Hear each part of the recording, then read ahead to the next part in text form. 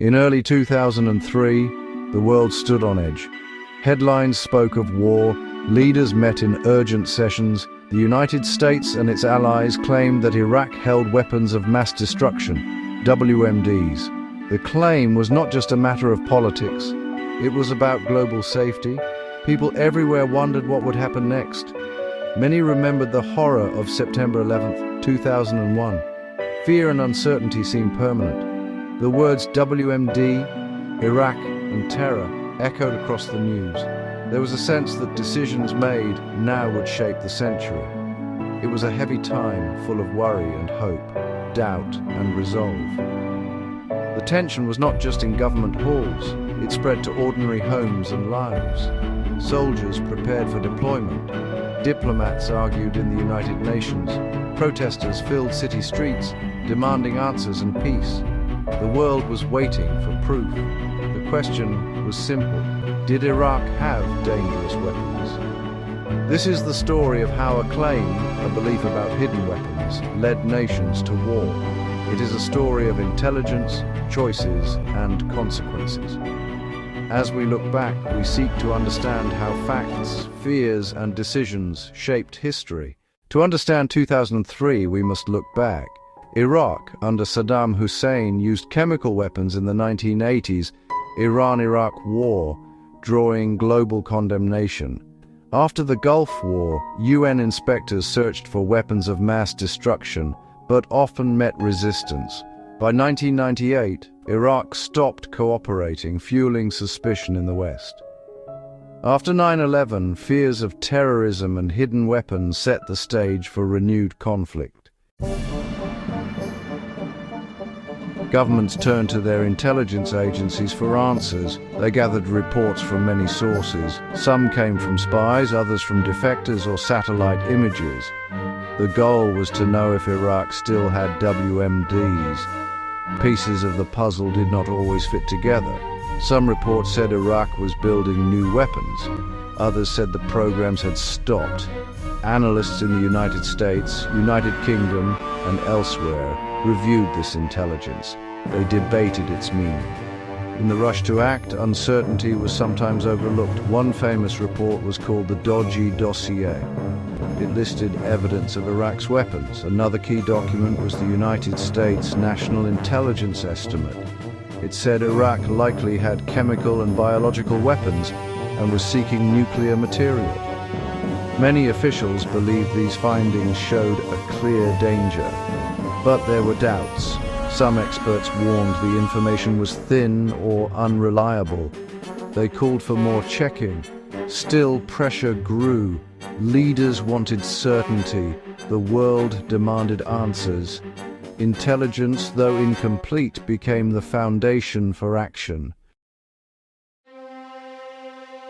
On February 5, 2003, United States Secretary of State Colin Powell spoke at the United Nations. His speech was powerful. He showed photographs, played audio tapes, and presented charts. Powell said these were proof that Iraq was hiding weapons from inspectors. The world watched closely. Powell's reputation was strong. Many believed he would not give false information. His words convinced some officials that military action was needed. He talked about mobile labs for making deadly germs. He showed pictures of trucks and warehouses. The evidence looked convincing. Other diplomats were not sure. Some questioned the sources and the meaning of the photos. They asked for more inspections. Many people around the world wanted peace, not war. Still, the speech changed the debate. It gave weight to the claim that Iraq had WMDs. After the speech, the United States and its allies felt they had made their case. Some countries, like France and Germany, remained doubtful. The United Nations did not agree to war, yet the momentum toward invasion grew stronger.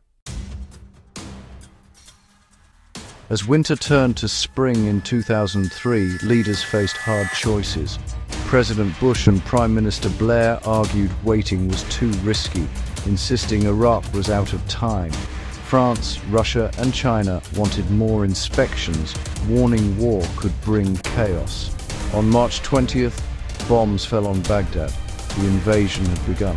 The world braced itself for what would follow. Coalition forces moved quickly. The Iraqi army was defeated in just a few weeks. Baghdad fell. Statues of Saddam Hussein were toppled, and the world watched images of victory and relief. Many hoped this would mean a safer world. As soldiers searched, the main goal was clear: find weapons of mass destruction.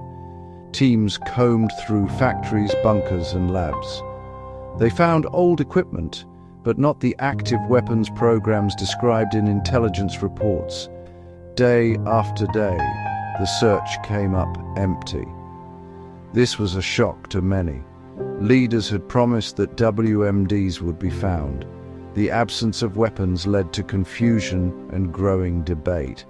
People began asking hard questions about the reasons for war. Still, the fighting did not end. New violence broke out. Insurgents attacked coalition forces, and the country slipped toward chaos. The world wondered, if the weapons were not there, why had the war begun? The war changed Iraq deeply. Many Iraqis suffered from violence and instability. Millions were displaced. Coalition soldiers faced danger every day. The human cost was high, with lives lost on all sides. As months passed, the United States and the United Kingdom launched investigations. They wanted to know why the intelligence about WMDs was wrong. The Iraq Survey Group searched every corner of the country. Their final report said that Iraq had ended its weapons programs years before the war. These findings led to greater scrutiny. Governments held hearings. Officials answered tough questions. Reports showed that intelligence had been misread and sometimes overstated. There were warnings, but these were not always heard by those making decisions. The effects spread beyond Iraq. Trust in government and intelligence agencies suffered. People wondered how such a costly mistake could happen. The search for truth became as important as the search for the weapons themselves. The story of the Iraq War showed how important it is to question information. Intelligence is never perfect. It is made from pieces that may not fit together. Leaders must ask hard questions and listen to doubts. One lesson stands out: the need for independent checks. When the stakes are high, facts must be tested again and again. Experts must be free to speak up, even if their views are unpopular. Decisions based on weak or uncertain evidence can have serious consequences. The Iraq case also showed the power of words and images. A single claim can shape world events. Leaders must use caution when presenting evidence. The public, too, has a role in asking for proof and demanding honesty. By learning from the past, societies can avoid repeating mistakes. The lessons of 2003 are not just for historians. They matter for every citizen and leader, today and in the future. The events of 2003 still echo in the world today. The war's impact can be seen in the Middle East, in global politics, and in the way people trust their governments. The story reminds us how claims, fears, and decisions can reshape history. Understanding what happened in Iraq is not about placing blame. It is about learning. It is about making better choices when the next crisis comes.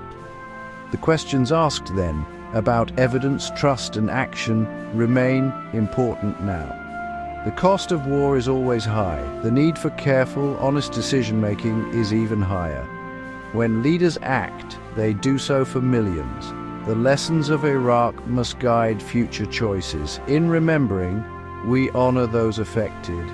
In understanding, we prepare for tomorrow. The story of the claim that led to war is a warning and a call to always seek the truth.